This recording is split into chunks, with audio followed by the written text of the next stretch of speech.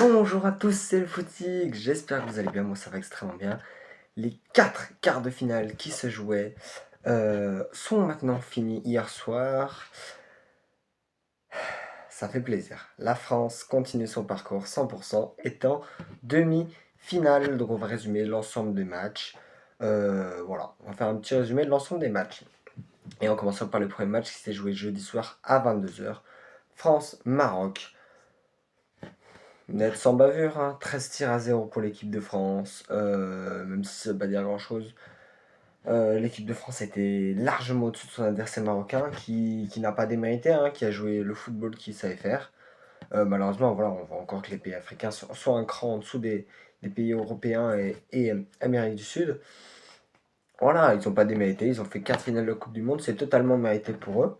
Dès le début du match, dès l'entame du match, la France met le pied sur le ballon, hein, notamment avec ce penalty de Kylian Mbappé qui est mal tiré quand même, hein, parce qu'il est sur le gardien.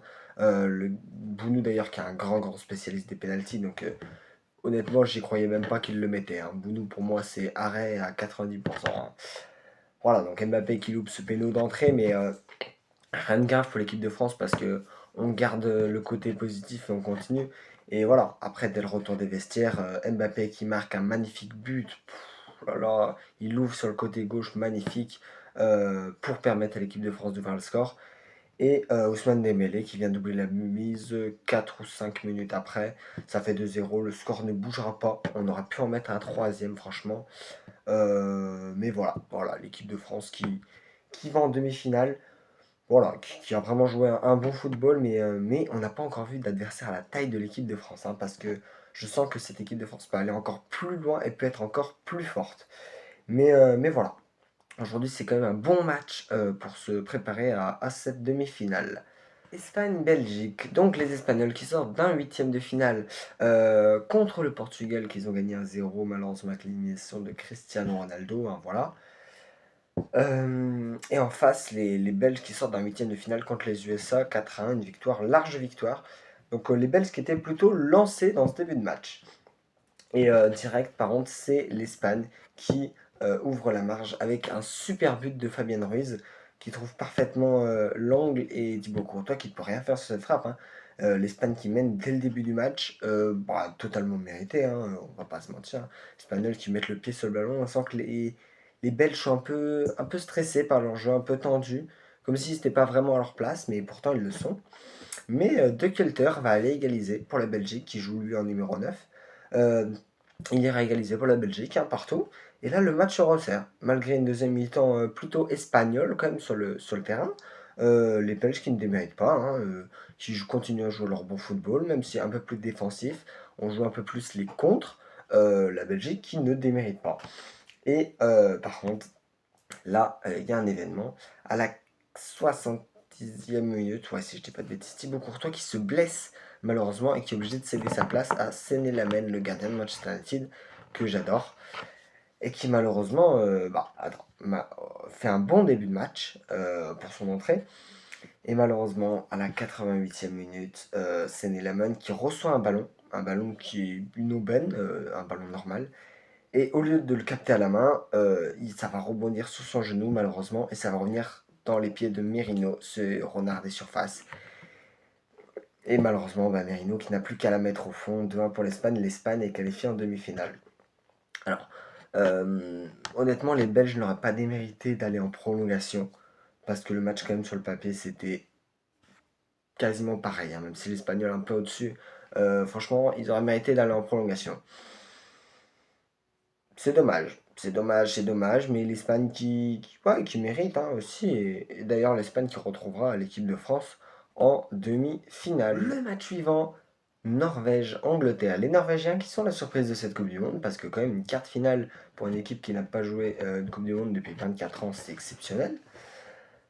Avec un Erling Haaland en feu. D'ailleurs, c'est eux qui marquent le premier but dès la 36e minute avec, excusez-moi pour la prononciation, Sheldrop. Sheldrop. Ouais, Sheldrop, c'est ça. Euh, sur une magnifique passe décisive de, évidemment, Martin Odegaard. Ça fait 1-0 pour la Norvège. Et là, moi qui ai mis 2-1 pour l'Angleterre, je me dis, ouah, Ils sont vraiment, vraiment forts, ces Norvégiens. Et alors, même si aujourd'hui ils se sont fait éliminer, moi je pense que dans 4 ans, il y a des très très bons talents dans cette équipe. Et il faut faire très très très attention à cette équipe norvégienne parce que dans 4 ans, cette équipe peut jouer la victoire. Et je reste honnête, cette équipe peut jouer la victoire dans 4 ans. Donc très attention à cette équipe norvégienne. Heureusement que l'Angleterre possède le meilleur milieu de terrain du monde quasiment. Jude Bellingham qui, juste avant la mi-temps, vient égaliser pour les Free Lions d'un magnifique but d'ailleurs. Bon. Et en deuxième mi-temps, c'est assez serré. D'ailleurs, la Norvège qui va marquer sur un but qui est hors jeu, heureusement pour les Anglais. L'ensemble des Anglais qui n'auront pas été flamboyants quand même. À part Bellingham, les Anglais, très moyennas. Même si Gordon fait un bon match, c'est difficile pour les Anglais. Côté Norvège, un moment Haaland qui aurait pu être trouvé, malheureusement il ne l'est pas. On ira jusqu'en prolongation, du coup, pour les deux équipes. Et là, à la 105e minute, juste avant la mi-temps, Jude Bellingham qui vient inscrire le but du 2-1 pour l'Angleterre. Et la Norvège ne s'en remettra jamais. Ils ont poussé, ils ont poussé, ils ont poussé les Norvégiens et ça n'entrera pas dans la cage malheureusement pour eux. Les Anglais sont en demi-finale. Waouh, quel match, quel match. Je pense que les deux auraient mérité. Malheureusement, d'un côté, on a une équipe qui est expérimentée, qui a 2 finales d'Euro, qui sort d'un quart de finale de Coupe du Monde il y a 4 ans. Une équipe qui est expérimentée, qui joue tous les 2 ans la compétition, contre une équipe norvégienne qui n'aura pas démérité, qui est très jeune, mais qui a prouvé que un match, c'est pas sur le papier, un match, c'est sur le terrain.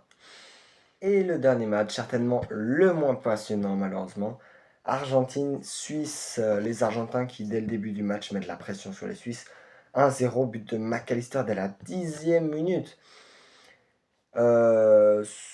Jusqu'à la mi-temps, c'est quand même, ça joue plus côté pour l'Argentine. Même si la Suisse joue quand même bien, un bloc compact, très très dur à passer pour les Argentins.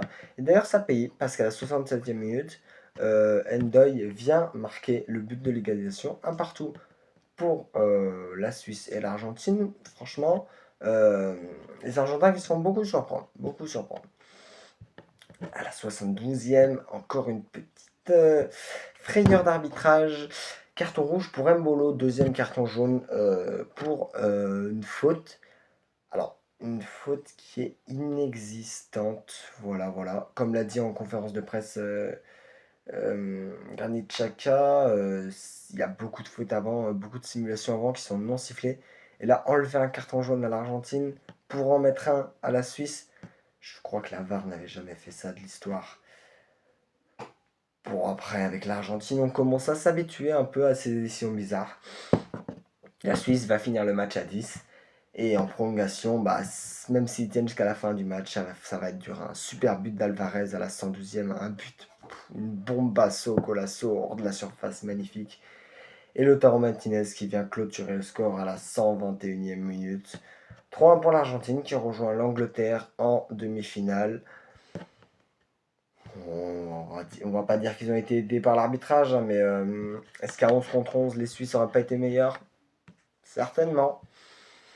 Voilà, les Argentins qui passent encore une fois avec une chance. Une chance. Je sais pas si on peut appeler ça de la chance ou s'il y a une mallette sous la table. Je sais pas. Je sais pas, on verra. Et mes prédictions pour ces demi-finales, c'est maintenant. Espagne-France. Alors, déjà, ça fait une semaine que Lamine Yamal commence à vanner la France, alors qu'ils vont perdre. Honnêtement, la France va détruire les Espagnols. Les Espagnols qui sont 2 crans en dessous de la France. La France, de toute façon, pour moi, c'est victoire en Coupe du Monde. L'Espagne qui, même sur le papier, a une très bonne équipe, c'est en dessous, c'est largement en dessous. Pour moi, je pense que la France va gagner contre les Espagnols 3-1. 3-1, même s'ils n'encaissent pas beaucoup, quand tu as la meilleure attaque du monde en face, tu vas forcément encaisser. Les Espagnols qui sont en dessous, la Yamal qui va rien faire. 3-1, la France va rejoindre la finale de la Coupe du Monde FIFA pour la 3e fois d'affilée en 12 ans. Magnifique, pour moi, c'est ça. De l'autre côté, Angleterre-Argentine. j'aurais mis Angleterre. On sait ce qui se passe avec l'arbitrage, on sait tout ce qui se passe à la FIFA. Je pense pas que l'arbitrage pour moi soit assez puissant pour détruire l'Angleterre. Je pense que pour moi, hors arbitrage, l'Argentine serait déjà éliminée depuis longtemps et ils sont 1000 fois en dessous de l'Angleterre. Après, maintenant, il faut savoir avec l'arbitrage qu'est-ce qui va se passer. Pour moi, l'Angleterre va passer. L'Angleterre va passer. L'Argentine, ça fait déjà 3 fois qu'ils font des prolongations. Ils ont trop de temps dans les jambes. Ils sont cuits. Ils sont cuits, cuits, cuits. Pour moi, l'Angleterre va passer 2-1 quand même sur un score serré et va donc rejoindre l'équipe de France en finale pour une magnifique finale qui sera à mon avis superbe. Merci à tous d'avoir regardé la vidéo. N'hésitez pas à vous abonner, à liker, à activer la notification. Moi, ça me ferait extrêmement plaisir. Et c'était le Footix. Ciao, ciao!